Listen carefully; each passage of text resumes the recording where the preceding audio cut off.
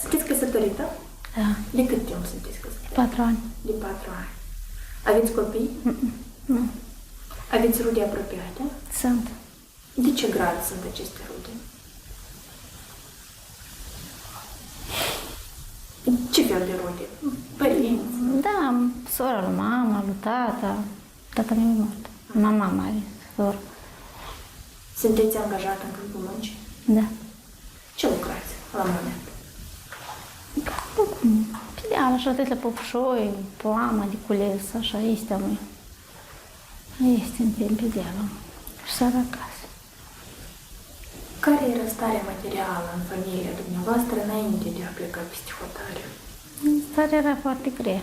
Și am vrut să încep să facem o 2 ruble și orice să mășim, ca toată lumea încerca și noi norocul. Dar norocul nostru nu a fost și blămătic până la urmă. De ce ați hotărât să plecați peste hotare? Cum să spunem, trăim greu, trebuie bani, eram de mulți copii în familie, tata nu era, am rămas numai cu mama. Încercat să ne ținem în viață, ne ajutăm. Și ne-am pornit la lucru și acolo am ajuns, tăghinii, dar știu 2 zile să încep, nu era tare ghini. Ați luat decizia de a pleca peste hotare singură sau v-a influențat cineva această decizie? Ei, mă rog, cum el a spus că în tema ne-am mai apropiat, hai să facem. Un neam de dumneavoastră? Da, un neam de noi să cădem la lucru, că vreau, eu fac brigadă, strâng oameni la lucru și haide ca și tăghine, să plătim la moment bani, n-a și bătuți, nică. Ca el a făcut documentele, ghinișor, fac documentele, le-am dus, o săptămână a fost ghini. Ce s-a întâmplat acolo? Ce s-a întâmplat? S-a întâmplat că ne dădea normă de seclu. Dădea normă de seclu și normă era lungă rândul ce nu știau. Păi vă spun, dar era mergem, pe un rând mă punem dimineața de la 8 și ajungem la 1 în capul și alantă. Deci la ora 1 mă punem înapoi și ajungem seara la 6 și mai la 7 eram în capul ăsta. Și șepta ploua. Ploua, prășăm așa pe ploaie. Și ploua, eram uzi, așa ne luam garafa la șold, cu apă și au spus că fără hodină, fără umbră, fără necă, înainte. Că eu așa v-am luat și vă dau bani. Ei, dacă bani, că ploua și fel de prășat așa când ploua. Noi calcam de ori, mi-a sprindea înapoi breșa, a doua zi iar luam din nou pământul și nu mai ieșim la cap, ne dădeam de cap.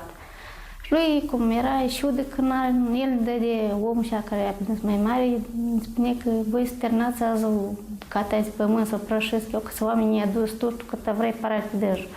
Și noi nu eram în stare să mă întâlnim cu ploua, noi eram cineva cu noi cu ploua acolo și el ne lua de urmă, ne apuca de cap, ne pălie, ne izghie, Dumnezeu făcea tot. Și noi eram vă 2 fete, mai eram așa vă 2 fete, așa și am spus să facem așa o grupă să ne ducem, că nu rezistăm noi la așa lucru. Dar eu zic că ne temem, noi nu avem documente, cum să zicem noi acasă, fără documente, fără astea, cum să zicem noi? De unde erau documentele? La dâns. El încolo, eram la noi documente, știi, când ne-am dus, că mai se acolo, gata, documentele tot la dânsul în mână. Nu ne-a arătat sapa și unde trebuie să te culci, unde trebuie să te culci, unde trebuie să te duci, dar restul nică nu era. Poate mai întrebai ceva, el nu spunea nică. Și în primul 2 fete să fugim de acolo și nu a fost chip să fugim. Eu am zis, hai fetelor să fugim, să ne temem. Temem că ne aprinde cineva în timp străini, să bagi joc cineva de noi. Și nu a vrut nimeni. Și eu mergând așa, pe rând, am ajuns în cap și am lăsat țapa și am fugit. Fugit și am ajuns la casă și ne judeam noi. Unde dormim, unde mă hrănim acolo. Am ajuns acolo și de acolo m-am dus. M-am pornit mai departe să merg. Fără documente și era într-un sătușean, dar mai țin minte sătușean. Și așa în sătușeala și m-am pornit pe tras. Știu că am mers pe tras și era toată ziua mers pe tras și seara m-a dormit. Am fost într-un copășel. M-aș năstras în șes și m-am pus și m-am dărit încă copacușeala și a dat ploua încă. Eram într-o fătbulcuță așa subțărit pe mine și de-am acolo copacușeala. A doua zi m-am sculat și iar m-am pornit tot pe tras. Ne porc când să ajung acasă. Am mers și am mers într-un oraș. Mergând tot așa. Am mers într-un oraș. Când acolo umblam pe orașul și am auzit o moldovancă. E vinde într-un magazin de astea de farfurii, de astea ulcioare, de astea vinde. Și am auzit o coză moldovenești și mă apropie din așa și spun, că tu ești moldovancă, așa zic, da. Deși și în pice, și cați, și te prătășit pice, zic, e ca și m-a arătat și acolo, o să la lucru și ea ca și s-a întâmplat. Dar eu, dar tu ai document. Mă întreb, că eu n-am documente la dâns. Dar poți că eu din Bălță, dar trăiesc ca și rusăie. Și zici, hai că stau la mine, să la mine, văd zi două, poate și cumva să sunăm la omul și ala, unde ai fost tu, să-ți aduc mă ca pasport și te ducem la Moldova. M-am stat așa vreo 2 zile la dânsa și nu mai sunat, nu mai dat de dânsa. I-am întrebat numărul lui dacă am număr de telefon, zic, nu, pe dânsul nu vrea să-mi dai nici număr de telefon, nic. Și așa la dânsa 2 zile. După aceea eu zic, cum să încem la Moldova, pe tine la Moldova nu ajung. Și n-am mai ajuns la Moldova. Dar și mă zic, hai mai ghicem la miliție. Îi dăm așa, zic, acolo, n-ai document și sunt pe stradă. Dacă uite, tu pe stradă, pe mine. M-am dus de bunăvoie, că nu vrei mai temem, zic, Doamne, și de la miliție, zic, nu vreau să mă duc, zic, haide, nu te temi, ca să nicem, și noi zgrim acord și așa acolo. Mă zic, acolo și am 60 zile. Și asta acolo, dar eram priomnic, nu mai țin minte unde așa asta, așa ceva. Eram în cameră singurică, dimineața, ducea mâncarea, mâncam și te plătădeam în cameră. Cum ați ajuns în centru? V-ați adresat la cineva din sat, la asistență socială? Da, acolo m-am adresat și de acolo am scătut la Chișinău, e ca și am mai ajuns aici. Care este situația noastră acolo? Că mă fac mai gine acasă, mă gine și mai gine acasă. E acasă încă părinții, grăiești, duci, de acolo nu a fost dureros. Cel care sunt moarte, care îți pregăteau din mormântare. A fost dureros, mama, când am fost acasă, că o plâns.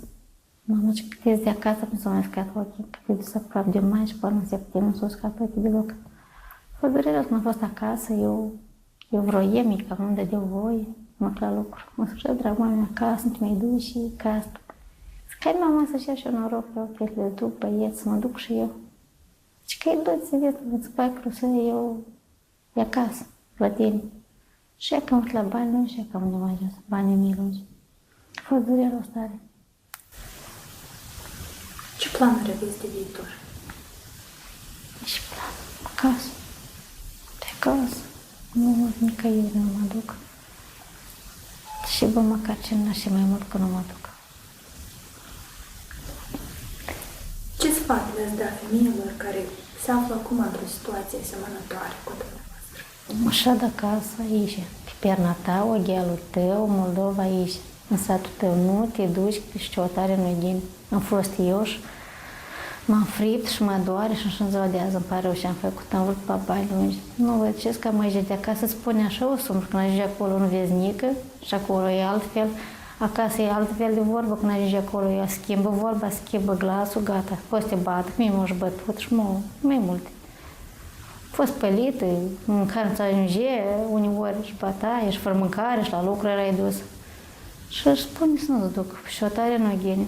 Ca să spun că e altă vorbă de acolo, e alt schimbă dintr-o dată. Ca să te cu ghinișorul, că să te poți mișca de acasă, acolo gata. Este un caz clasic de trafic prin muncă în Rusia. Doamna, fiind într-o situație vulnerabilă financiară, era în căutarea unui loc de muncă. La fel ca mulți concetățeni, a plecat peste hotare pentru a-și câștiga o pâine. Acolo a lucrat, fiind înjosită, fiind agresată și nu a fost achitată plata muncii ei. Revenind în țară, era într-o situație vulnerabilă. De fapt, asemenea cazuri se întâmplă cu foarte multe persoane din Republica Moldova, iar la întoarcere ei întâmpină dificultăți în adaptare socială, întâmpină dificultăți în restabilirea relațiilor cu familia și manifestă simptome ale unui stres post-traumatic acut.